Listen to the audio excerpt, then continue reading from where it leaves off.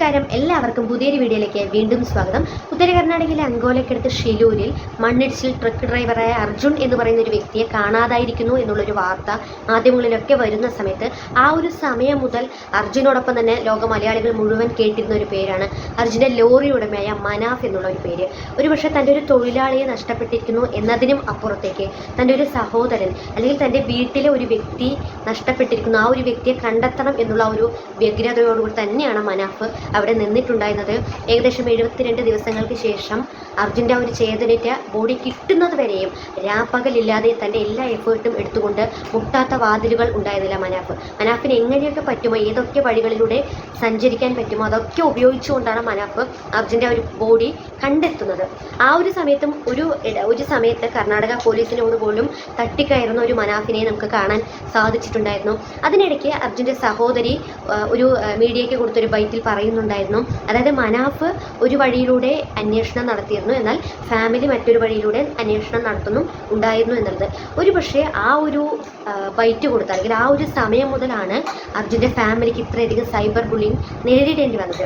കാരണം അന്ന് ആ ഒരു സഹോദരി പറഞ്ഞ ചില കാര്യങ്ങൾ എന്ന് പറയുന്നത് മനാഫിക്ക ഹെൽപ്പ് ചെയ്തിരുന്നു, എന്നാൽ മനാഫ് അല്ല ഇതിലെ യഥാർത്ഥ ലോറി ഉടമ മുബി എന്ന് പറയുന്ന വ്യക്തിയാണ്, അല്ലാതെ മനാഫ് അല്ല. മനാഫിക്ക ഹെൽപ്പ് ചെയ്തിരുന്നു, മറ്റൊരു രീതിയിലൂടെയാണ് തങ്ങൾക്ക് ഹെൽപ്പ് ചെയ്തിട്ടുണ്ടായത്. പക്ഷേ എല്ലാവരുടെയും ലക്ഷ്യം ഒരൊറ്റ ലക്ഷ്യം മാത്രമായിരുന്നു എന്നുള്ളൊരു കാര്യം പറഞ്ഞതോടുകൂടിയാണ് കുറച്ച് ആളുകളെങ്കിലും അർജുൻ്റെ സഹോദരിക്കെതിരായി തിരിഞ്ഞത്.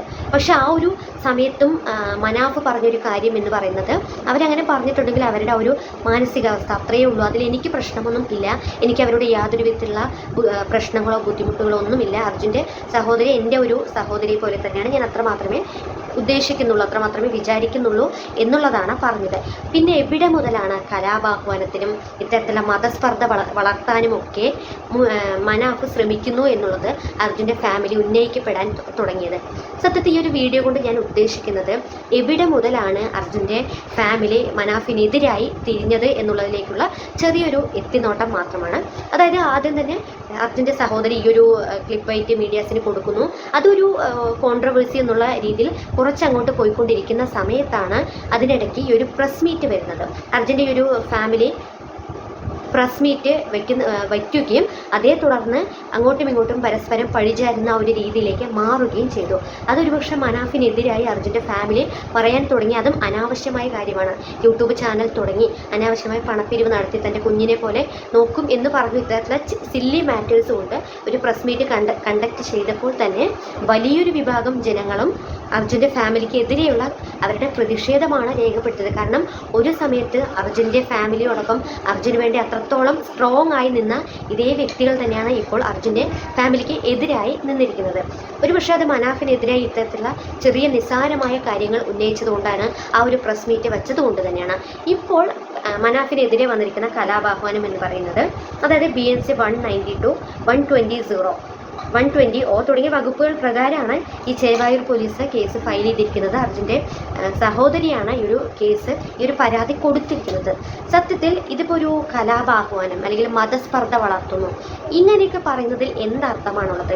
ഒരുപക്ഷെ മനാഫ് മതസ്പർദ്ധ വളർത്താനല്ല അവിടെ ശ്രമിച്ചിട്ടുണ്ടായിരുന്നത്. മതങ്ങളെ തമ്മിൽ കൂട്ടിമുട്ടിച്ചുകൊണ്ട് വിശ്വാസത്തെ സംരക്ഷിച്ചുകൊണ്ട് മുന്നോട്ട് പോവാനാണ് മനാഫ് അവിടെ ശ്രമിച്ചിട്ടുണ്ടായിരുന്നത്. പക്ഷേ പിന്നെ എവിടെയാണ് മതസ്പർദ്ധ എന്നുള്ള ഒരു തലത്തിലേക്ക് ഈ കാര്യങ്ങളൊക്കെ മാറിയത്? ഈ ഒരു പ്രസ് മീറ്റ് വന്ന സമയം മുതൽ തന്നെ ഏകദേശം എല്ലാവരും അർജുൻ്റെ ഫാമിലിക്ക് എതിരായി നിൽക്കാനായി തുടങ്ങി. കാരണം മനാഫിനെ പിന്തുണച്ചുകൊണ്ടാണ് ഭൂരിഭാഗം ആളുകളും ഉണ്ടായിരുന്നത്. കാരണം നമ്മൾ ആ ഒരു ആദ്യ ദിവസം മുതൽ ഇന്നിപ്പോൾ ഞാൻ ഈ ഒരു വീഡിയോ ചെയ്യുന്ന സമയം വരെ മനാഫ് എന്തൊക്കെ കാര്യങ്ങൾ ചെയ്തിട്ടുണ്ട് എന്നുള്ളത് നമുക്കൊക്കെ വ്യക്തമായി അറിയാവുന്ന കാര്യമാണ്. അതുകൊണ്ട് തന്നെയാണ് എല്ലാ പൊതുജനങ്ങളും മനാഫിനെ പിന്തുണച്ചുകൊണ്ട് രംഗത്ത് വരുന്നത്. അല്ലാതെ ഇതിലൊരിക്കലും ഒരു കലാപത്തിന് ആഹ്വാനം നടത്തുന്നു അല്ലെങ്കിൽ ഒരു സൈബർ ബുള്ളിങ്ങിന് ഇട്ടുകൊടുക്കുന്നു, മതസ്പർദ്ധ വളർത്തുന്നു എന്നുള്ള യോജിക്കില്ലാത്ത കാര്യങ്ങളോട് എനിക്ക് ഒട്ടും യോജിക്കാനായിട്ട് സാധിക്കില്ല.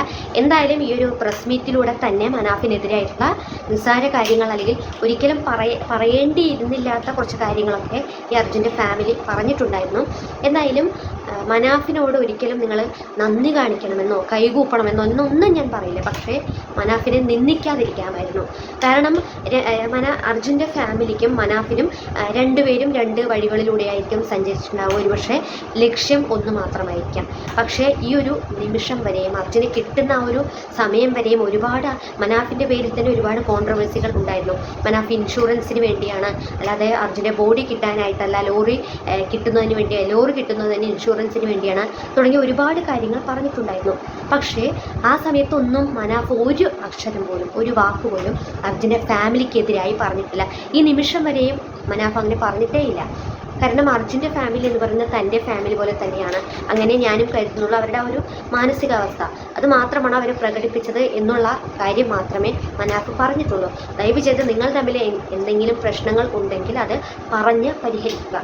അല്ലാതെ ഒരു വ്യക്തിയെ ഇങ്ങനെ മനഃപൂർവ്വം ടോർച്ചർ ചെയ്ത് അവരെ കലാപാഹ്വാനം നടത്തുന്നു, മതസ്പർദ്ധ വളർത്തുന്നു, ഇതുപോലുള്ള കാര്യങ്ങളൊക്കെ നമ്മളൊക്കെ കണ്ടുകൊണ്ടിരിക്കുന്നതാണ്. ഈ പൊതുജനങ്ങൾ എല്ലാ കാര്യങ്ങളും കണ്ടുകൊണ്ടും കേട്ടുകൊണ്ടും ഇരിക്കുന്നതാണ്. അതുകൊണ്ട് തന്നെ നിങ്ങൾ ഈ പറയുന്ന നിസ്സാര കാര്യങ്ങൾക്ക്, അല്ലെങ്കിൽ നിങ്ങൾ ഈ പറയുന്ന നിസ്സാരമായിട്ടുള്ള എടുത്തിടുന്ന ഒരു കാര്യങ്ങളും നമുക്ക് അംഗീകരിക്കാനായിട്ട് സാധിക്കില്ല. ഇതാണ് പറയുന്നത്. മലയാളികൾക്ക് ഒരു സമയം കഴിഞ്ഞാൽ പിന്നെ നന്ദികെട്ട വർഗമാകും എന്ന് പറയുന്നത് എത്രത്തോളം ശരിയാണല്ലേ. കപടലോകത്തിൽ ആത്മാർത്ഥമായൊരു ഹൃദയമുണ്ടായതാണ് പരാജയം. ഈ ഒരു കപടലോകത്ത് ആരെയും വിശ്വസിക്കരുത്, ആരെയും സ്നേഹിക്കരുത്, അവരോടും ആത്മാർത്ഥമായി നിൽക്കരുത്. ഒരുപക്ഷെ ഇതുപോലെ ആത്മാർത്ഥമായി രാവും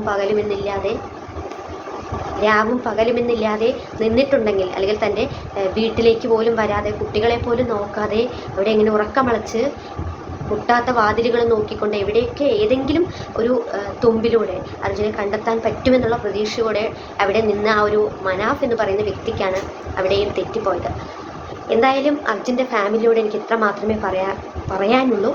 ഇത്രത്തോളം തരം താഴരുതായിരുന്നു.